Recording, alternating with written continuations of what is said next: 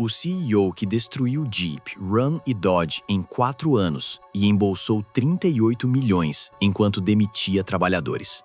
Era uma herança invejável. Quando Carlos Tavares assumiu o comando da Stellantis em janeiro de 2021, ele recebeu nas mãos 3 das marcas mais amadas da história automobilística americana. A Jeep, que havia construído uma reputação de décadas sobre lama, pedra e trilha aberta, e que sozinha havia gerado 10 bilhões de dólares de lucro em 2018, com 60% de participação de mercado.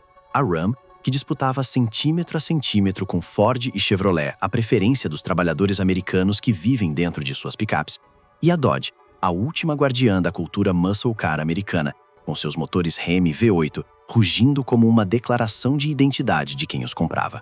3 marcas com bases de fãs apaixonados, posições de mercado consolidadas e uma herança cultural que dinheiro nenhum compra do dia para a noite. Tavares tinha tudo, e em 4 anos destruiu quase tudo. Se você quer entender como um único executivo conseguiu transformar 43 bilhões de dólares em cinzas, enquanto embolsava uma das maiores remunerações do setor automobilístico mundial, curta esse vídeo e se inscreva no canal, porque essa história tem muito mais do que parece. Para entender a magnitude do que foi destruído, você precisa primeiro entender o que existia antes. A Stellantis nasceu em janeiro de 2021 da fusão entre a Fiat Chrysler e o grupo francês PSA. No papel, era uma jogada de mestre.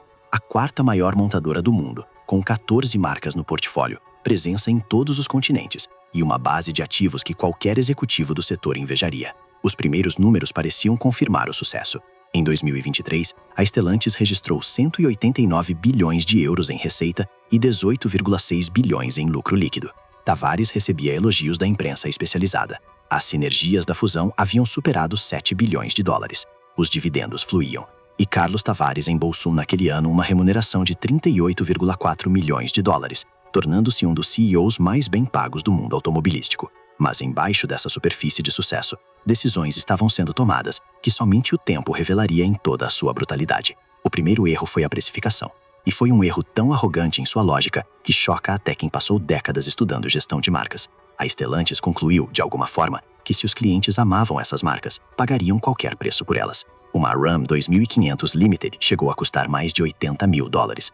Uma Ram 1500 básica atingiu 83 mil dólares.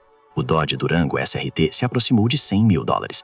O Jeep Wagoneer começava em 59 mil e os modelos topo ultrapassavam 114 mil dólares. Esses não eram veículos competindo com Mercedes ou BMW. Eram caminhonetes e SUVs que historicamente serviram a americanos de classe média. Pessoas que usam o carro para trabalhar, para levar família, para puxar reboque no fim de semana. A Stellantis havia precificado seus próprios clientes para fora do mercado. E fez isso com a convicção de quem acredita que a lealdade de marca não tem limite. Tinha. Os resultados chegaram rápidos e brutais. No segundo trimestre de 2024, as vendas da Ram caíram 26% em relação ao ano anterior. A Jeep recuou 19%. E a Dodge registrou uma queda de 43%. Um número que não é estatística, é colapso. A marca que havia definido a cultura muscle car americana estava perdendo clientes numa velocidade que desafiava qualquer explicação racional que não passasse pela palavra arrogância. Mas a precificação era apenas o primeiro ato. O segundo erro foi apostar 30 bilhões de dólares numa transição para veículos elétricos, sem entender absolutamente nada sobre quem compra essas marcas. A estratégia chamada Dare Forward 2030 revelou um desencontro fundamental entre o executivo europeu no comando e o consumidor americano que ele precisava conquistar. Enquanto a Tesla capturava compradores de luxo e marcas populares miravam nos commuters urbanos, a Stellantis tentava eletrificar marcas construídas sobre herança à combustão, sobre o som do motor, sobre a sensação física de potência que nenhuma bateria reproduz da mesma forma. E então veio a decisão que ainda hoje provoca indignação entre os fãs. Em agosto de 2022, a Dodge anunciou o fim do Challenger e do Charger. Não eram apenas carros. Eram símbolos culturais de uma América que ainda acreditava que um motor poderia ser uma forma de expressão. O Challenger havia sido produzido desde 2008 e mais de 726 mil unidades haviam saído das fábricas. O Charger havia vendido 1,5 milhão de unidades. Ambos eram lucrativos. Ambos eram populares. Ambos representavam exatamente tudo o que a Dodge significava para quem a amava. Foram cancelados para abrir espaço para o que viria em seguida. O que veio foi o Dodge Charger Daytona, um veículo elétrico que a crítica massacrou e o consumidor ignorou. E o Hornet, outro modelo eletrificado, que gerou uma crise de estoque tão grave que concessionárias precisariam de mais de 1 ano para girar os lotes. Uma concessionária chegou a anunciar o Wagoneer com $33 mil de desconto sobre o preço de tabela, quase metade do valor do veículo. Quando uma empresa começa a vender seus próprios produtos pela metade do preço, ela não está fazendo promoção.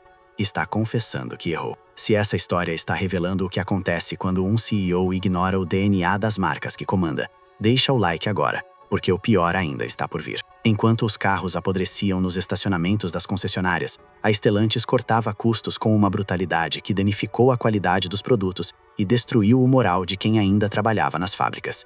Milhares de postos de trabalho foram eliminados nas instalações de Detroit e Toledo. Trabalhadores eram demitidos enquanto Tavares embolsava seus 38 milhões anuais, e a empresa gastava bilhões em recompra de ações. A Consumer Reports sinalizou o Jeep Grand Cherokee e o Wrangler por falhas frequentes, atribuindo a ambos pontuações abaixo da média em confiabilidade. O Wrangler 2024 foi alvo de 12 recalls por reguladores federais de segurança. Para uma marca construída sobre a promessa de robustez e dependabilidade em terreno extremo, isso era uma destruição de reputação que não se recupera com um anúncio de relações públicas. Kevin Farish, presidente do Conselho Nacional de Concessionárias da Stellantis, não escolheu as palavras com cuidado. Usou as que precisava usar. Disse que as decisões de curto prazo tomadas de forma imprudente para garantir lucros recordes em 2023 haviam tido consequências devastadoras e inteiramente previsíveis no mercado americano, incluindo a degradação rápida das marcas icônicas americanas da empresa. E o presidente do sindicato United Auto Workers foi ainda mais direto ao declarar publicamente que milhares de trabalhadores pediam a demissão de Carlos Tavares por má gestão irresponsável da empresa. Os números do terceiro trimestre de 2024 foram o retrato final da devastação. As receitas líquidas despencaram 27%. As receitas norte-americanas caíram 42%, um número que em qualquer outra indústria seria chamado de colapso. As vendas da Jeep recuaram 25% nos Estados Unidos. As vendas das picapes Ram 1500 e Ram 2500, que haviam sido a joia da coroa da empresa, caíram 19% no trimestre e 24% no acumulado do ano. As vendas da Chrysler desabaram 47%. As vendas da Dodge tombaram 43%.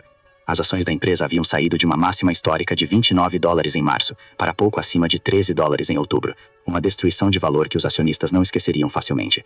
A participação de mercado nos Estados Unidos havia caído de 10,4% para 8,6%, colocando a Stellantis atrás não apenas de GM e Ford, mas de Toyota, Hyundai, Kia e Honda. As concessionárias tinham 149 dias de estoque nos pátios, quase o dobro da média do setor, com modelos de 2023 que simplesmente não saíam, mesmo com incentivos massivos. Então chegou o domingo. Em dezembro de 2024, Carlos Tavares renunciou com efeito imediato. O Conselho de Administração aceitou sua renúncia num domingo. O tipo de timing que em linguagem corporativa significa apenas uma coisa: pânico. Não foi uma saída planejada. Não foi uma transição cuidadosa. Não foi o fim natural de um ciclo. Foi a ejeção de emergência de um executivo, cujas decisões haviam se tornado insustentáveis demais para sobreviver a mais um trimestre de resultados. O homem que havia embolsado $38 milhões num único ano, deixou a empresa que havia transformado num campo de destroços e partiu sem cerimônia numa manhã de domingo. Os números que vieram depois da saída de Tavares revelaram a dimensão real da destruição. A Stellantis reportou uma queda de 70% nos lucros para o ano de 2024. Em 2025, a empresa registrou seu primeiro prejuízo anual desde a formação, $22,3 bilhões no vermelho, impulsionados por 25,4 bilhões em encargos extraordinários relacionados diretamente à estratégia fracassada de veículos elétricos. Em fevereiro de 2026, a Stellantis baixou contabilmente $26 bilhões em investimentos em veículos elétricos, admitindo formalmente que toda a estratégia Dare Forward 2030 havia sido um erro colossal e caro. Somados aos demais prejuízos e investimentos destruídos, o total se aproximou dos $43 bilhões, o número que define a era Tavares na história corporativa da Stellantis. Antônio Filosa, o novo CEO que assumiu em junho de 2025, herdou marcas em crise profunda. Em suas primeiras declarações, reconheceu o que todos já podiam ver, que os resultados refletiam o custo de ter superestimado o ritmo da transição energética e a necessidade de reposicionar o negócio em torno da liberdade do cliente de escolher entre elétrico, híbrido e combustão interna. Em linguagem corporativa educada, isso significa que a empresa havia ignorado o que seus próprios clientes queriam por anos seguidos e estava agora pagando o preço. A tentativa de recuperação passou a incluir o retorno dos motores Hemi V8 nas picapes Ram, o relançamento de muscle cars Dodge, incluindo o Charger de 6 cilindros, modelos Jeep com preços mais acessíveis e um compromisso de 13 bilhões de dólares em operações norte-americanas, incluindo a reabertura da fábrica de Belvidere. Mas reconstruir confiança leva muito mais tempo do que destruí-la. Os fãs que viram o Challenger e o Charger serem cancelados não esquecem facilmente. Os trabalhadores demitidos enquanto o CEO embolsava dezenas de milhões não voltam com o mesmo entusiasmo. As concessionárias que precisaram vender carros pela metade do preço não se esquecem de quem as colocou nessa posição. A história da Stellantis sob Tavares é um estudo definitivo sobre o que acontece quando um executivo confunde lucro de curto prazo com saúde de longo prazo de uma marca. Quando uma empresa decide que pode cobrar o que quiser porque seus clientes a amam demais para ir embora. Quando uma liderança europeia impõe uma visão de futuro sobre marcas com DNA profundamente americano, sem se perguntar uma única vez se os donos dessas marcas queriam esse futuro. Quando o CEO embolsa 38 milhões no ano e demite trabalhadores no ano seguinte, e acha que isso não vai custar nada em termos de cultura interna e qualidade de produto. Custou 43 bilhões.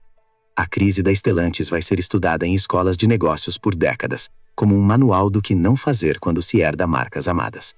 Não porque os erros foram sofisticados demais para serem evitados, mas porque foram simples demais para ser desculpados.